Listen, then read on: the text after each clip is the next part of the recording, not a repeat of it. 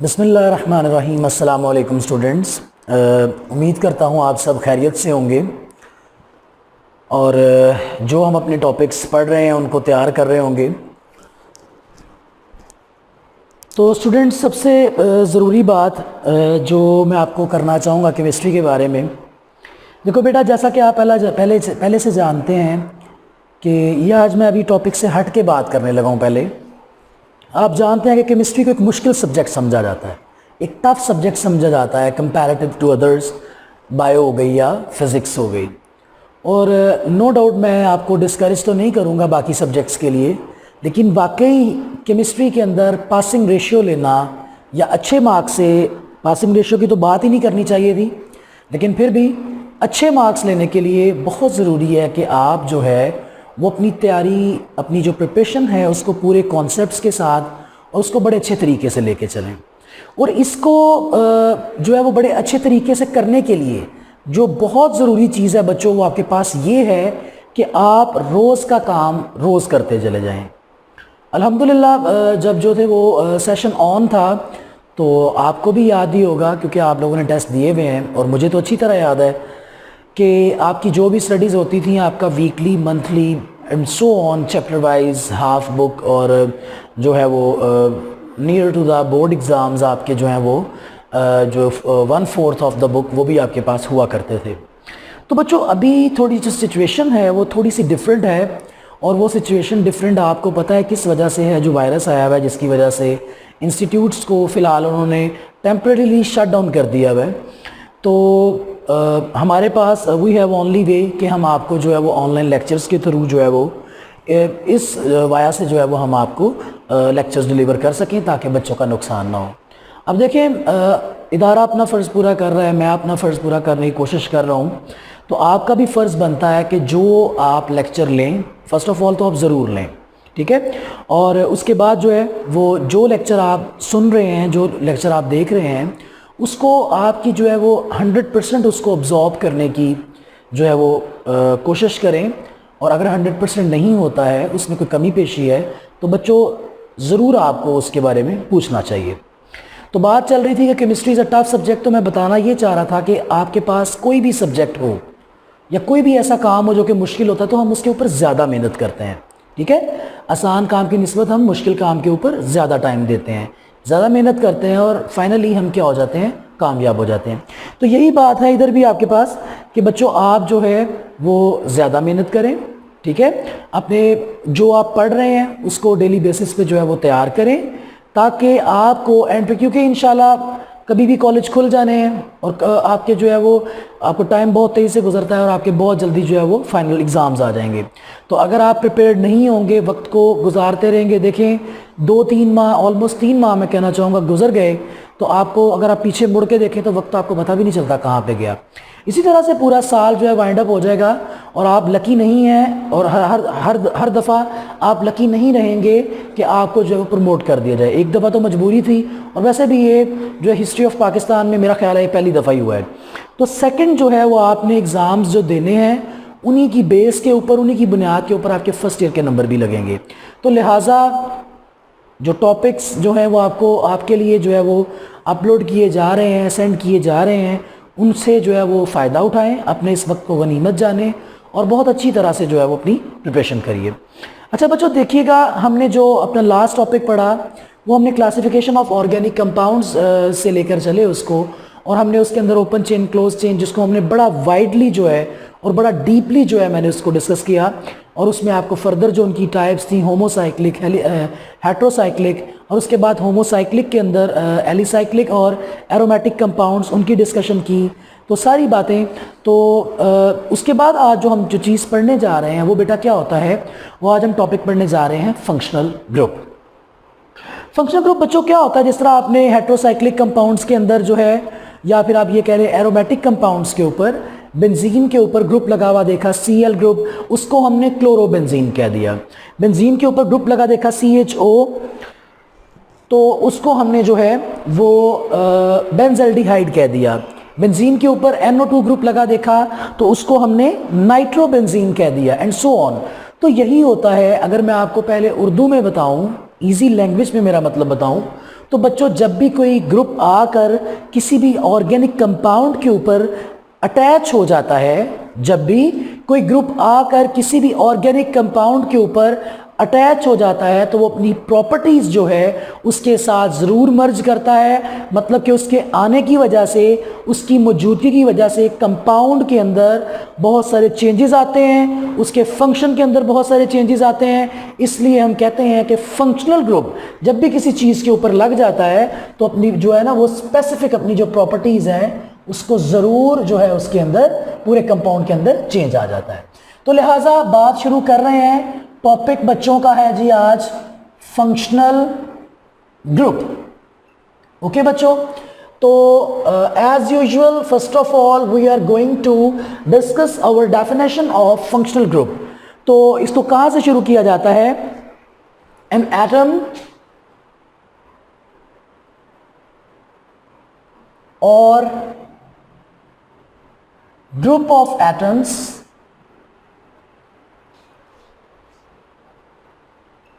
having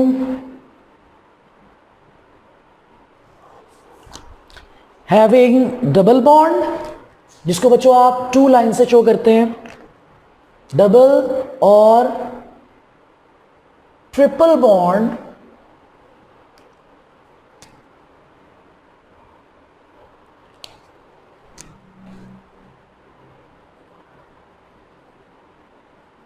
whose presence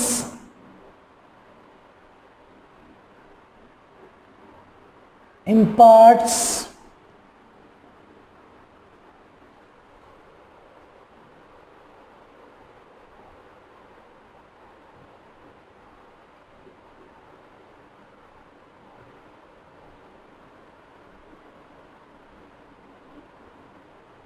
to an organic compound। ले बच्चों पहले मतलब समझते हैं क्या कह रहा है। कहता है कोई एक एटम हो अकेला और ग्रुप ऑफ एटम्स या एक से ज्यादा एटम्स हो, मे बी उनके अंदर, देखिए ना डबल और ट्रिपल की तो बात हो गई, तो मे बी उनके अंदर सिंगल बॉन्ड हो, मे बी उनके अंदर डबल बॉन्ड हो, मे बी उनके अंदर ट्रिपल बॉन्ड हो, और जिनकी मौजूदगी से क्या मुराद है? जब वो किसी कंपाउंड के ऊपर जाके लग जाते हैं तो जिनकी मौजूदगी स्पेसिफिक प्रॉपर्टीज, एक जो है वो स्पेशल प्रॉपर्टीज जो है वो अप्लाई करती हैं, या उनके लगने की वजह से किसी कंपाउंड के ऊपर कंपाउंड की प्रॉपर्टीज चेंज हो जाती हैं और उसको हम स्पेशल प्रॉपर्टीज कहते हैं। इस चीज़ को क्या कहते हैं? फंक्शनल ग्रुप कहते हैं। तो बच्चों आपके पास जो है वो डिफरेंट जो है वो फंक्शनल ग्रुप्स हैं और बहुत सारे हैं।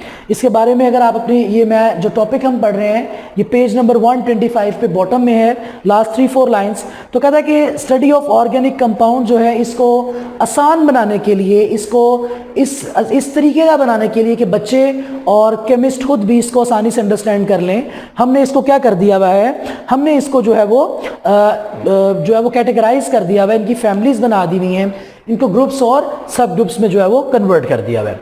तो बच्चों इसकी पेज नंबर 126 के ऊपर जो है वो सारे फंक्शनल ग्रुप्स जो है वो दिए गए हैं आपको, तो उनको हम 1 बाय 1 जो है वो डिस्कस करते हैं।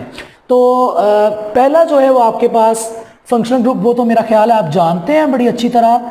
अच्छा एक मिनट, हम ऐसा करते हैं कि इनको डिस्कस करने से पहले ना एक चीज़ जो मैं आपको बताना चाहूँगा बच्चों, नंबर ऑफ बॉन्ड्स देख लें कि कौन सा एलिमेंट कितने बॉन्ड बनाता है। तो याद रखें कि आपके पास हाइड्रोजन हो, आपके पास फ्लोरीन हो, आपके पास क्लोरीन हो, ब्रोमीन हो, आयोडीन हो, ये सारे एक बॉन्ड बनाते हैं, ठीक है, ओनली 1 बॉन्ड। अगर बच्चों आप देखें 2 बॉन्ड कौन बनाता है, तो बेटा आपके पास ऑक्सीजन जो है वो नंबर ऑफ बॉन्ड्स कितने बनाता है? 2 बनाता है। उसके बाद बच्चों अगर आप देखना चाहें, ये ऑक्सीजन है, पूरा लिख देते हैं ना इसको, बच्चों को समझ आ जाए। अच्छा जी, उसके बाद बच्चों अगर आप देखना चाहें तो नाइट्रोजन और इसकी पूरी फैमिली, जिस तरह ऑक्सीजन 2 बनाता है तो इसकी पूरी फैमिली भी बॉन्ड कितने बनाती है? 2 ही बनाती है। लेकिन हम आज सिर्फ उन्हीं एलिमेंट्स को डिस्कस करेंगे, मैं आपको कंफ्यूज नहीं करना चाहता हूं अभी, तो हम सिर्फ उन्हीं एलिमेंट्स को डिस्कस करेंगे जो आज हम पढ़ने वाले हैं। तो बच्चों नाइट्रोजन 3 बॉन्ड्स बनाता है, और आपको ये तो पता ही होगा कि कार्बन कितने बॉन्ड्स बनाता है? कार्बन 4 बॉन्ड्स बनाता है। तो आज हम इनको पढ़ने जा रहे हैं। तो सबसे पहले आपके पास जो चीज आ जाती है वो क्या है जी बच्चों? अल्केन। ओके, दूसरी जो चीज आ जाती है वो क्या है जी? वो है अल्कीन।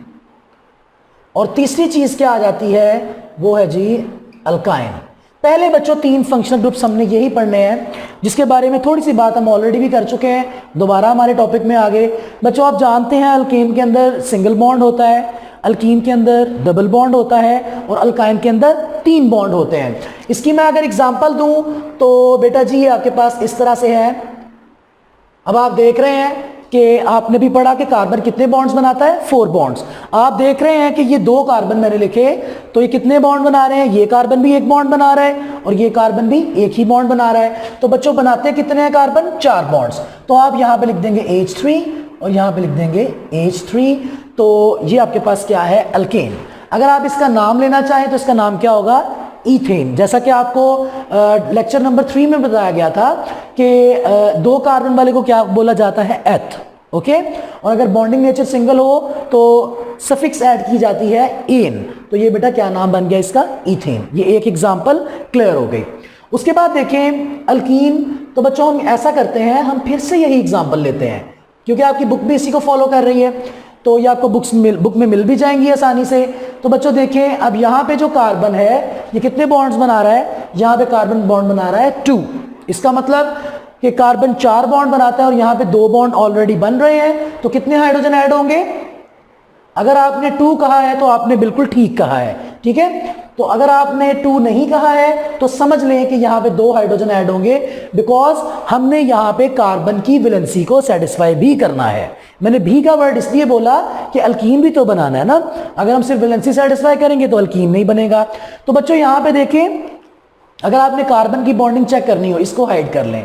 तो ये कार्बन कितने बॉन्ड बना रहा है, 1 and 1 2 और 2 हाइड्रोजन के साथ, तो बेटा कितने हो गए, 4। इसी तरह से इसको हाइड कर लें, 1 and 1 2 और 2 हाइड्रोजन के साथ 4। तो बच्चों इसका नाम क्या होगा, 2 कार्बन वाले को क्या कहते हैं, एथ, ठीक है। और डबल बॉन्ड के लिए सफिक्स क्या यूज होती है, वो यूज होती है आपके पास ENE, मतलब कि ईन। तो इसका नाम बच्चों होगा ईथीन जी। तीसरी तरफ चलते हैं तो अल्काइन में बॉन्डिंग नेचर होती है ट्रिपल, 1 2 3, ठीक है जी। तो आप देख रहे हैं कि कार्बन कितने बॉन्ड बना रहा है, कार्बन 3 बॉन्ड्स बना रहा है। ये वाला कार्बन भी 3, ये वाला कार्बन भी 3। तो बच्चों कार्बन 4 बॉन्ड्स बनाता है, तो एक हाइड्रोजन यहां पे आ जाएगा और एक हाइड्रोजन यहां पे आ जाएगा और इसका नाम क्या होगा, 2 कार्बन के लिए एथ और ये नाम बन जाएगा इथाइन। यहां तक अल्केन, अल्कीन और अल्काइन आपके पास कवर हो गए। आगे चलें बच्चों, इसमें आपको छोटी सी एक और बात बताऊं, सिर्फ यही नहीं कि ये अल्केन है, अगर यहां पे 2 की बजाय 20 कार्बन की भी चेन होती तो बच्चों आप इसको अल्केन ही कहते हैं, बशर्ते के बॉन्डिंग जो है कार्बन और कार्बन के दरमियान क्या होती, सिंगल होती। इसी तरह से अगर आपके पास ये चेन 2 की बजाय 10 कार्बन की भी होती तो इसके अंदर एक भी डबल बॉन्ड आ जाता तो इसको आप अल्कीन ही तसव्वुर करते, अल्कीन ही कंसिडर करते।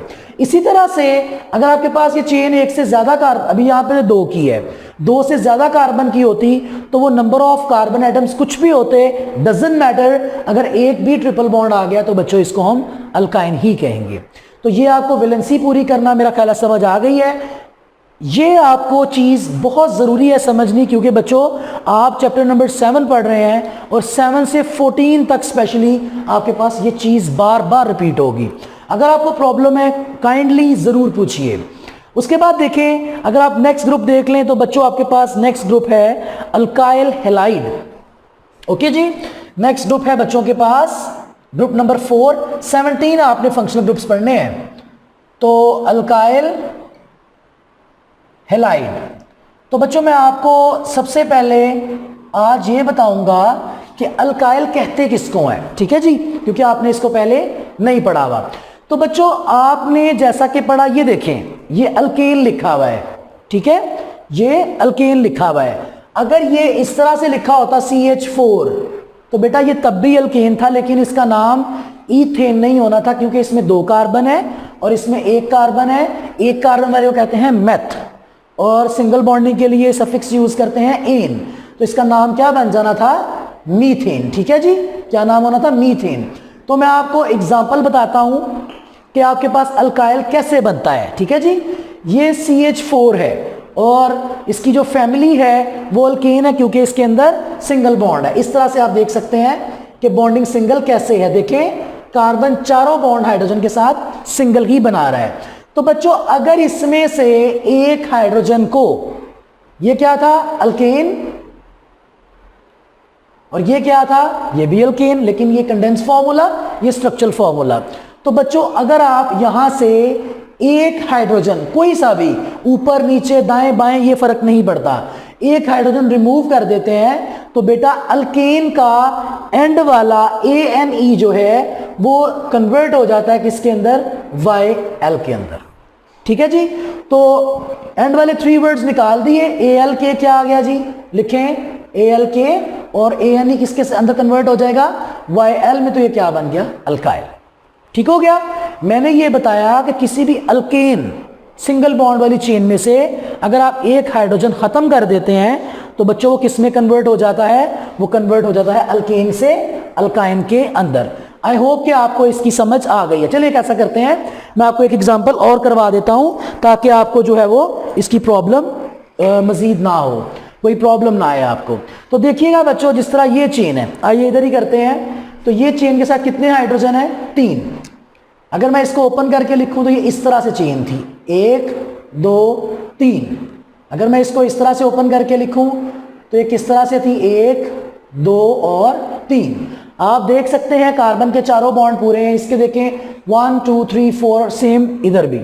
अगर मैं इसका एक हाइड्रोजन रिमूव कर देता हूं तो पहले बच्चों आपने इसका नाम लिया था ईथेन, तो मैंने कहा था जब एक हाइड्रोजन रिमूव हो जाए तो एंड वाले एन को कन्वर्ट कर देते हैं YL में, तो बेटा ये ईथेन से क्या बन जाएगा, ये बन जाएगा इथाइल।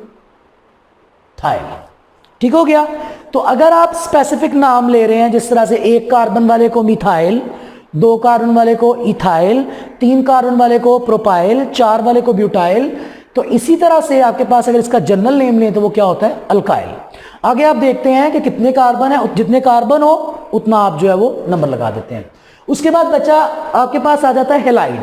हेलाइड बेटा हैलोजन से निकला है। ठीक है जी, तो आपके पास ये सारे, ये जो है ये सारे हैलोजन है, और जब ये बॉन्डिंग बनाते हैं, बॉन्डिंग में आ जाते हैं जिनको हम हैलोजन की बजाय हेलाइड कहते हैं। तो इसका मतलब ये हुआ कि हमने अल्काइल हेलाइड के अंदर बॉन्डिंग करनी है, किसकी, अल्काइल की और हेलाइड की। आइए मैं आपको समझाऊं ये किस तरह से करनी है।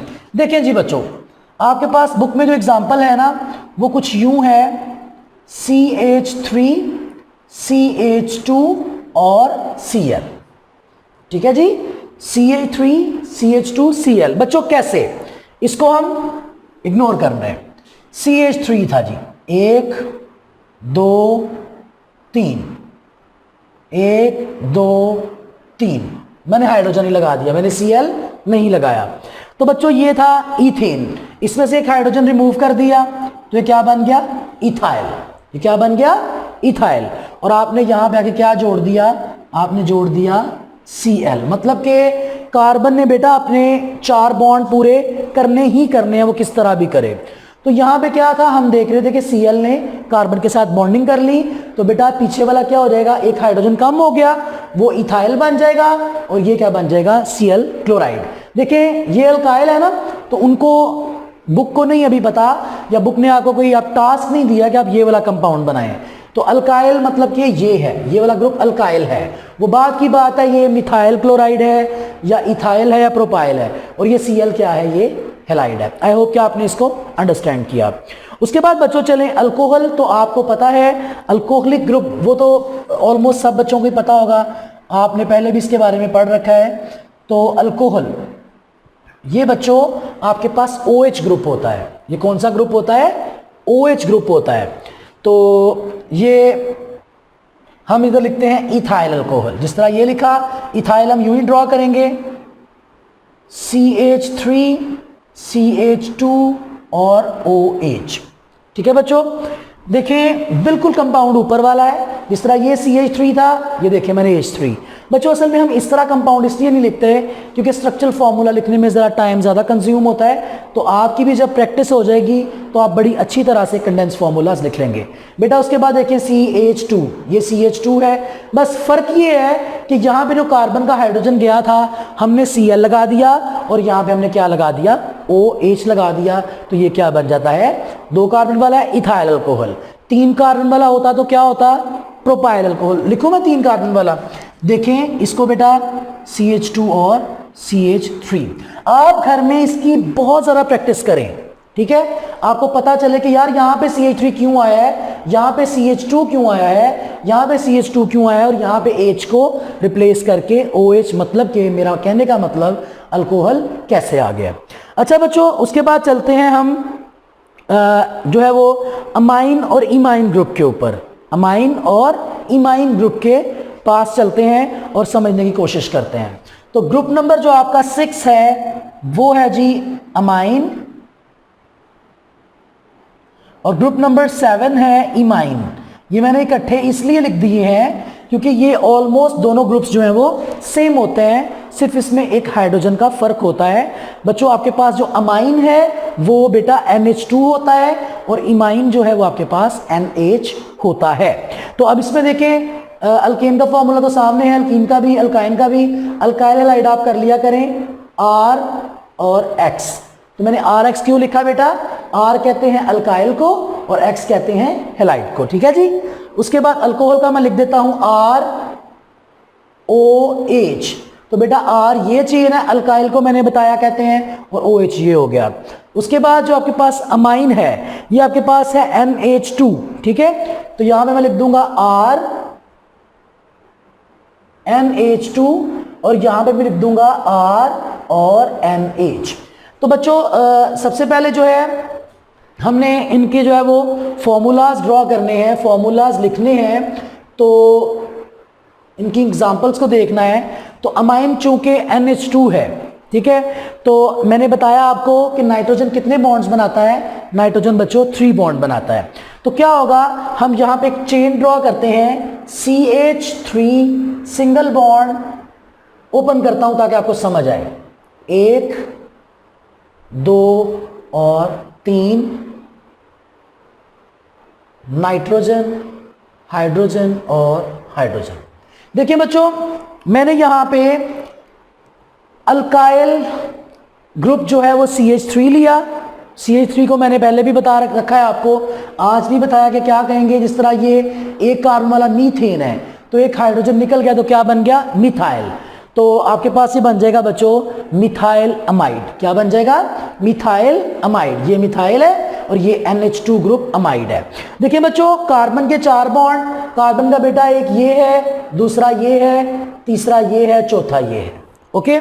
नाइट्रोजन के 3 बॉन्ड बनाता है, 1 2 और 3। तो बात करने का मकसद कि हमने इधर जो है वो इसको ड्रॉ भी किया, और हमने इस बात को साबित भी किया कि हमारे पास जो है ये अमाइड का फॉर्मूला है, और इस बात को भी साबित किया कि हमारी जो वैलेंसी है वो पूरी तरह से सेटिस्फाइड है। आगे चलते हैं। तो बच्चों हमारे पास जो ग्रुप है इमाइन, मैंने बताया NH होता है। अब हमने ये देखना है कि हमने जो है वो नाइट्रोजन के 4 बॉन्ड पूरे कराने हैं। तो हम क्या करेंगे, यहां पे कार्बन एक हाइड्रोजन, 2 हाइड्रोजन, और डबल बॉन्ड नाइट्रोजन और हाइड्रोजन। तो बेटा यहाँ पे हमारी जो डबल बॉन्डिंग थी वो हमारी मजबूरी थी, ठीक है। तो वो इसलिए मजबूरी थी क्योंकि अगर हम यहाँ पे लेट से देखें, मैं यहाँ पे तीसरा हाइड्रोजन भी ड्रॉ कर देता हूँ, तो बेटा कार्बन कितने बॉन्ड बना रहा है? 5 बॉन्ड्स, 1 2 3 4 और 5, जो कि पॉसिबल नहीं है। कार्बन 5 बॉन्ड्स नहीं बल्कि 4 बॉन्ड्स बनाता है। तो लिहाजा हमने यहाँ से एक और हाइड्रोजन जो है उसको रिमूव करवाया, ठीक है। अभी आपने ये नहीं सोचना कि यार ये रिमूव कैसे हो गया, या कुछ बच्चे ये सोचने लग जाते हैं कि ये क्या यार बात हुई, मतलब कि सर ने अपनी मर्जी से CH2 लगा लिया है और अपनी मर्जी से CH3 लगा लिया। नहीं बेटा, ये मेरी मर्जी नहीं है, ये इंशाल्लाह आगे जाके आप इसकी कन्फिग्रेशन सारा कुछ देखेंगे। अभी आप ये ज़हन में रखें कि आपके पास वैलेंसी सेटिस्फाई है या नहीं है। तो नाइट्रोजन 3 बॉन्ड बना रहा है और कार्बन 4 के 4 बॉन्ड ही बना रहा है। तो लिहाजा ये हमारे 7 जो ग्रुप है फंक्शनल ग्रुप्स, ये आपके पास हो गए कंप्लीट। आगे चलते हैं बच्चों, आगे 3 फंक्शनल ग्रुप्स हैं, बल्कि वो इसके बाद आएंगे। मैं आपको ईथर पढ़ाता हूं। फंक्शनल ग्रुप नंबर, इसको लाइन करके सेपरेट कर लेते हैं। फंक्शनल ग्रुप नंबर 8, बेटा इसको कहते हैं ईथर। क्या कहते हैं? ईथर।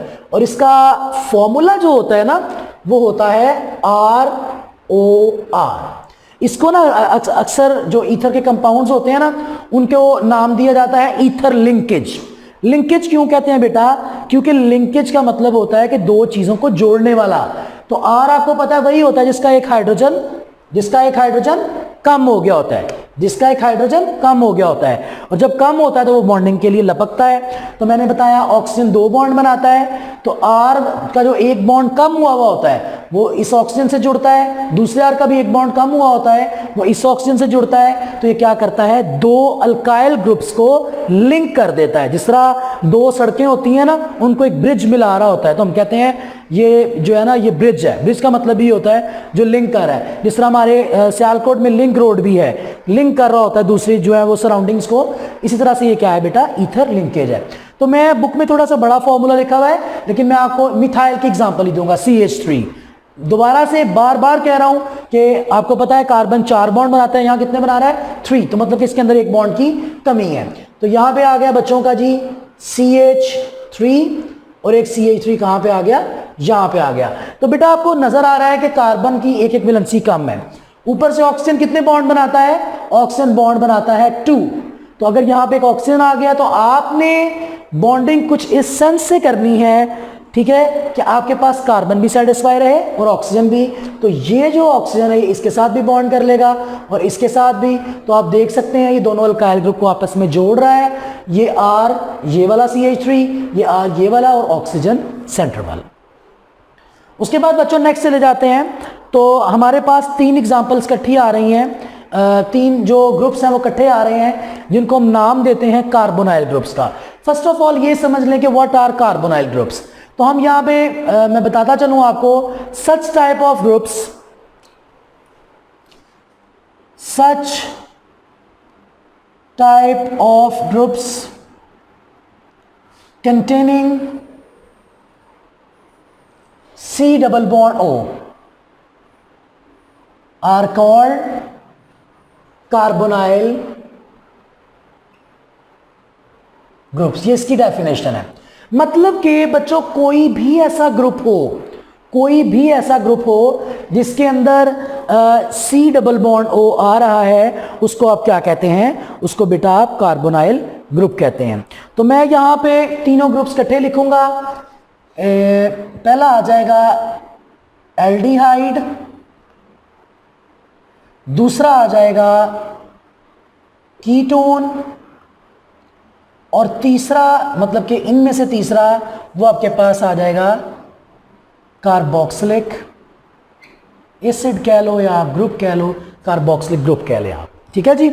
तो बच्चों या कार्बोक्साइल ग्रुप कह लें वो भी ठीक होगा। तो बच्चों देखें, हमने इसके अंदर पहले मैं आपको समझाऊं थोड़ा सा, एक साइड पे गौर करिएगा। बेटा मैंने बताया कि ये तीनों के तीनों क्या है, फंक्शनल ग्रुप्स। तो फंक्शनल ग्रुप हो गया जी आपके पास C डबल बॉन्ड O, कि ऐसे कोई भी ग्रुप्स जिनके अंदर C डबल बॉन्ड O आ जाता है बच्चों, उनको हम क्या कहते हैं, उनको हम कहते हैं कार्बोनाइल ग्रुप्स कहते हैं। देखिएगा एल्डिहाइड क्या होगा, कीटोन क्या होगा, और कार्बोक्साइल ग्रुप क्या होगा। अगर तो कार्बन की एक जानिब R है, R दोबारा नहीं मुझे बताना पड़ना चाहिए, अल्काइल ग्रुप होता है, और दूसरी जानिब हाइड्रोजन है, ठीक है। तो बेटा ये आपके पास जो ग्रुप होगा वो कौन सा ग्रुप होगा, एल्डिहाइडिक ग्रुप होगा। कौन सा ग्रुप होगा, एल्डिहाइडिक। ये ऐसे ही रहेगा एज इट इज सबके अंदर। इधर अगर R है और इधर अगर हाइड्रोजन है तो बेटा ये क्या बन जाएगा, ये आपके पास एल्डिहाइडिक ग्रुप। तो मैं इसकी एक छोटी सी एग्जांपल आपको लिख के देता हूं। R की जगह मैं ग्रुप चेंज कर लेता हूं ना, अल्काइल ग्रुप लगाता हूं। तो CH3 single bond C double bond O और H। I hope you understand. तो देखें ये आपके पास क्या है, एल्डिहाइड। उसके बाद देखें अगर आपके पास इसी को मैं मॉडिफाई करूंगा, कार्बोनाइल ग्रुप है, एक तरफ R है और दूसरी तरफ भी R है, ठीक है। तो बेटा ये क्या होगा, ये कीटोन होगा।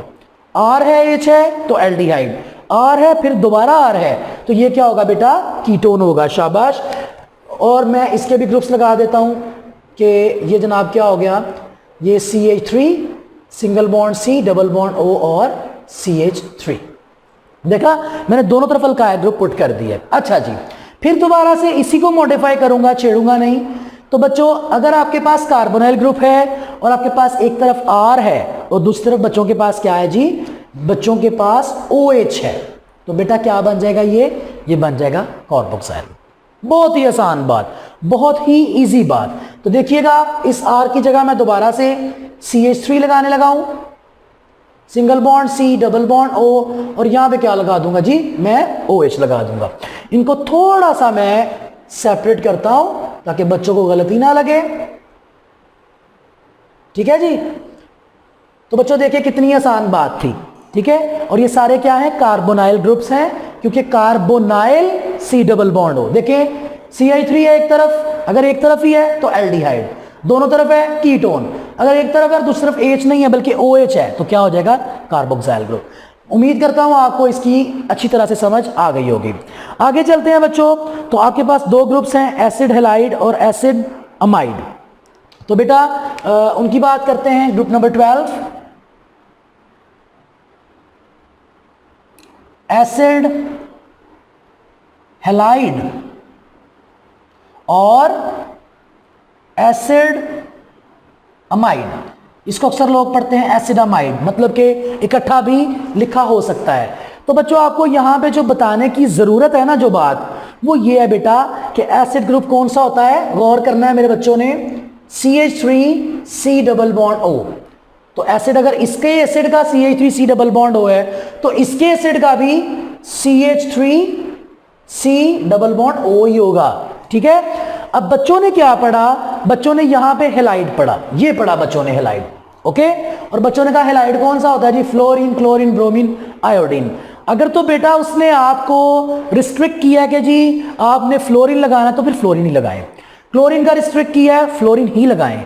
अगर तो रिस्ट्रिक्शन है तो वही लगाएं, अगर नहीं किया तो आप अपनी मर्जी से लगा सकते हैं। और मोस्टली क्लोरीन और ब्रोमीन यूज होते हैं क्योंकि ये आपके पास ना तो बहुत ज़्यादा इलेक्ट्रोनेगेटिव है और ना ही बहुत ज़्यादा रिएक्टिव है और ना ही लीस्ट रिएक्टिव है। तो हम यहाँ पे फॉर एग्जांपल लगा देते हैं Cl, और मेरा ख्याल आपकी बुक ने भी Cl ही लगाया हुआ है।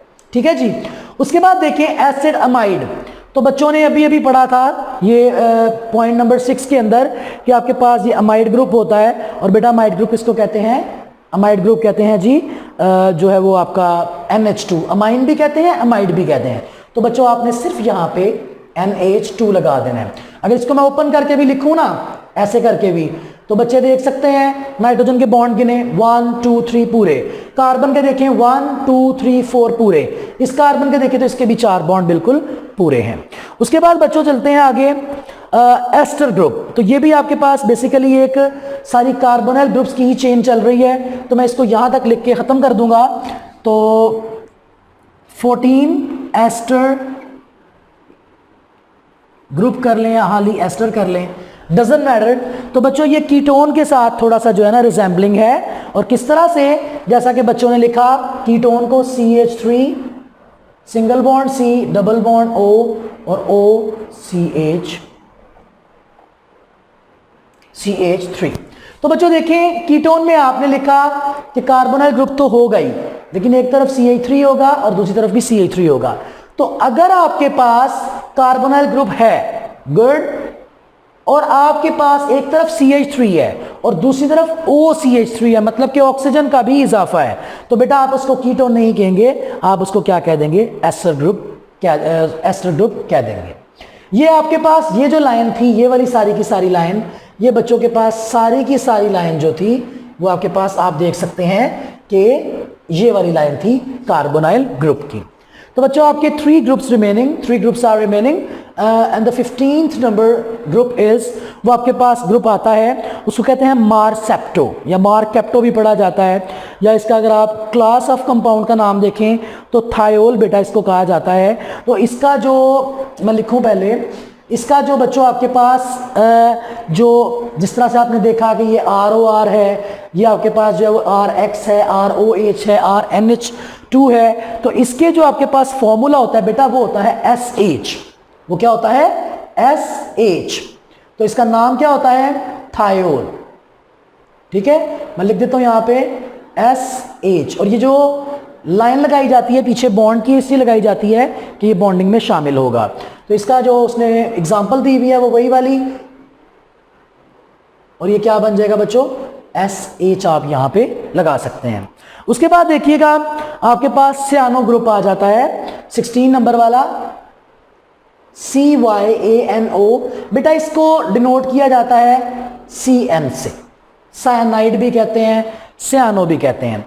और इसके अंदर होता पता क्या है, इसके अंदर मैं आपको समझाऊं तो आप जानते हैं, जैसा कि ये लिखा हुआ है नाइट्रोजन 3 बॉन्ड बनाता है, नाइट्रोजन 1 2 एंड 3, और ये आ गया बेटा कार्बन। अब देखें इधर सीन कुछ इस तरह से है कि नाइट्रोजन के तो 3 बॉन्ड बनाता है, तीनों पूरे हैं, लेकिन कार्बन के 4 बॉन्ड होने चाहिए थे, ठीक है। तो कार्बन बच्चों समटाइम यहाँ पे हाइड्रोजन को अटैच कर लेता है, समटाइम यहाँ पे CH3 को अटैच कर लेता है, तो वो बॉन्डिंग के लिहाज से अपनी वैलेंसी को सेटिस्फाई कर लेता है।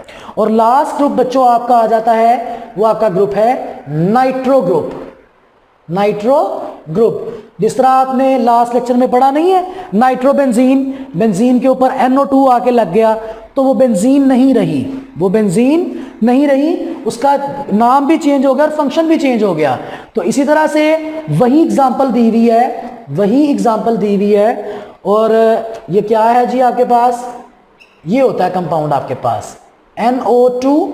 तो इसका अगर आप बुक में देखेंगे तो लिखा हुआ है C6H5NO2। तो बच्चों आप सोच रहे होंगे कि जो बेंजीन का फॉर्मूला है मॉलिक्यूलर, वो आपके पास C6H6 होता है, लेकिन मैंने यहाँ पे H5 लिखा। तो आपको हल्की सी बात एक याद करवाऊं, तो मैंने जो है ना वो यूं बेंजीन बनाई थी, और मैंने ये बताया था कि बच्चों इसके अंदर कार्बन के 4 बॉन्ड बिल्कुल पूरे हैं। आप उस दिन वाले टॉपिक में भी देख लीजिएगा, बुक में देख लीजिएगा, या ऐसे देख लें। तो आप बच्चों अगर नाइट्रो ग्रुप ने आना है, ये क्या था C6H6, अगर नाइट्रो ग्रुप ने आना है तो उसको आने के लिए इधर सब्स्टिट्यूशन करनी पड़ेगी। सब्स्टिट्यूशन मीन रिप्लेस करना पड़ेगा। तो बेटा हाइड्रोजन चला जाएगा और NO2 आ जाएगा।